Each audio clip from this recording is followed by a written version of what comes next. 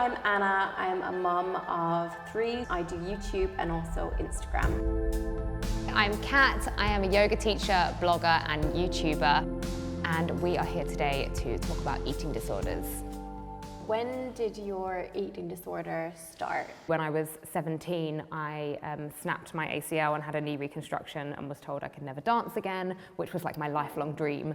So that kind of really hit me. Be seen out unless I was like looking a certain way and feeling a certain way, and it was like a punishment. It's that lack of control, isn't it? And yeah. Then you're trying to take it back. Exactly, totally. Yeah. You know, it was this, I was very bitter as well, like just all spiraled, just a lot of negative thoughts, really kind of kicked in with bulimia to begin with, and then it was kind of a mixture of bulimia and anorexia. You know, like no one looked at me and said, oh, you look anorexic, so therefore you're ill. It was like, because I looked probably normal, I was probably still muscular from like doing gymnastics, so I almost thought that I was like, wasn't allowed to say that I was unwell. You weren't sick enough, kind of. Exactly that. Yeah. And that's kind of how it spiraled then, because it was all an internal punishment. I didn't tell anyone about it for 5 years. My eating disorder didn't start fully until I was probably about 16, 17, 18, but it's gradual. I just think it was one bad habit after another, and one unhealthy coping mechanism after another. I remember being so far into my eating disorder, it was probably the worst times ever,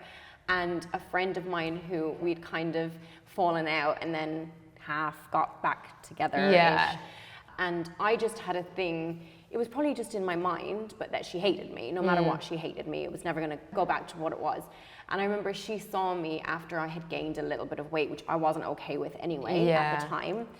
And she was like, oh, you look so much healthier. And I literally wanted to kill her. I was like, to me, that was her saying that I looked fat.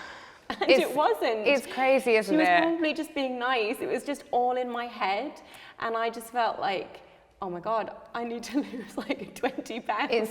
It's ridiculous. It's really scary. Like if I was of the mindset I was when I was younger now, I get amazing women following me on Instagram when I do my yoga flows, and they're like, oh, it's so great to see a curvy woman, you know, being proud of her body on Instagram. Which is really and nice. Now I'm like, okay, cool, yeah, I've got big thighs, like it's okay. But back then, that would have been like ultimate insult and would have like sent me back. It's horrible. Yeah. How is somebody telling you that you look healthy about it? But yeah. Now to me, when somebody says that to me now, I'm like, thank you, I've slept. Exactly.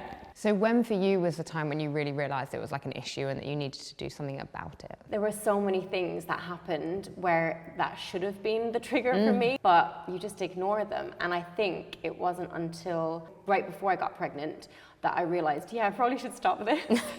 And I was early 20s, I was 23, 24.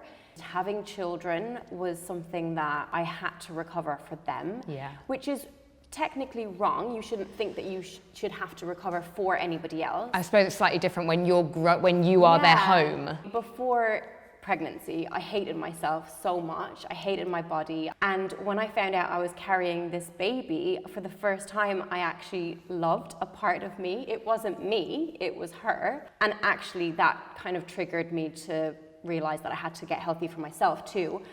But I feel like she, in a way, saved my life, because I honestly don't know if I would have ever felt that if I hadn't had her. As much as you say, like, you did it for someone else, like, it was for you because, like you say, you had to create the healthiest place for her to grow, but also, like, you had to be strong for her and, like, for when she arrived. And it's so beautiful. Yeah. When I look back now, I'm so happy that I made the investment to recover, because life was so horrible back then compared to now, even though the eating disorder will tell you that actually everything was better back then because you were skinnier and you were prettier and this and that, but I wasn't. No. I look back and I all I see in those photos are how unhappy I was and how nothing was ever good enough. So how was your daily life when you were really in the depths of your eating disorder?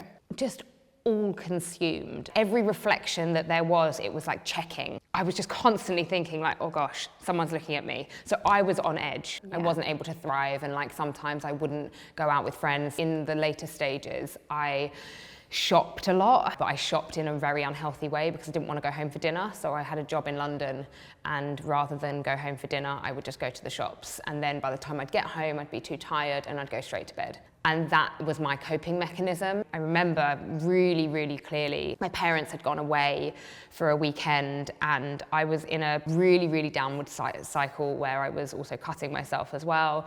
So I was in my room and I just broke. It's the only way I can describe it. Every part of me just broke. And I rung my auntie, who I wasn't even necessarily like overly close to, but I just picked up the phone and I rang her. I don't know what I said. I think she sort of said like, we're gonna get through it.